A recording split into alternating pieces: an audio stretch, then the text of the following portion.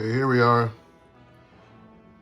doing the wrap and the install on the RTG system. So it's all the way undone on both sides. Everything's out. And as you know, it was in before. Super easy install. First, you get the T27 and a flathead screwdriver. Take these two pieces out. Once you get those out, you're gonna take this piece and slide it forward to remove it. Then it's out. All of these holes are drilled by Sea-Doo, so they're already here. We didn't do anything else. We utilized all the stock mounting points, and we're gonna show you. See right here, here's the power harness.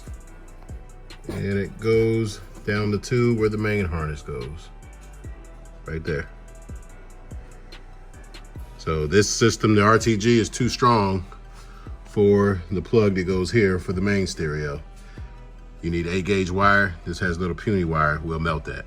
So we have our own premium harness, power and ground, goes all the way down the hole, into the hull, back here with the proper plugs, gold tip, its own fuse, everything in here, ready to go with Tech Flex. Everything is all premium. No problem with corrosion, fits right in here. You do it pretty much in about 5-10 minutes with the right tools, fish it down, and you can grab it. When you install the RTG system, you just take the enclosure, everything's already out, put it here, line it up with the holes, it drops right in. You see it fits perfect. And once you see that's lined up, this is gonna be your jumper cable.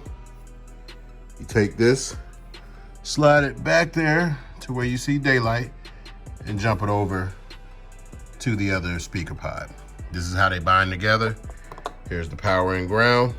Everything is pre-wired in this box. It's pre-wired over in that box.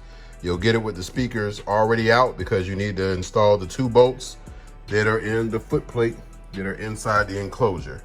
So it's all done in Polytech. Everything will be wired up. Just take a small screwdriver, ratchet, reach in there, bolt this down. You're good to go. It's bolted in place just like OEM. 3 bolts here with the 10mm, 2 bolts there with the T27, just like OEM. Okay, once you got your screws all the way in, you say we're gonna go here. Fish your jumper wire to the other side. Real easy to do because it's stiff. And you'll be able to grab it on the other side and pull it through. Connect your power and your ground, and you're finished on this side.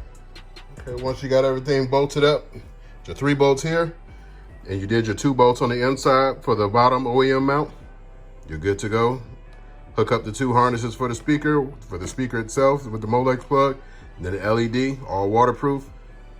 Put these 4 screws in, you're done on this side with the speaker. The controller's already wired up. When you get to this side, you grab your enclosure. Same thing as the other side, put it in place. This is your jumper cable. Put those together. 3 bolts here, 2 bolts on the inside of the enclosure. Put the speaker in with the 4 screws on the outside. You're done over here. You're ready to rock on the water. Should take an experienced person maybe 30, 45 minutes. Unexperienced person, maybe an hour. We do them so much that we can get them done in about 20 minutes because we know what we're doing. But it's easy to do, all plug and play, no problem. Replace the speaker back in. After you got the mount screws in, it's all mounted here. It's plugged up here with the jumper wire. LEDs are powered up, speakers powered up, tuck that back there. Put your 4 bolts here. Put your intake plenum back on. Right there with the 2 bolts. The 1 T27, and then the pin. Super easy, pops right back into place. Repeat the same process on the other side, then you're all done. ready to hit the lake with premium sound.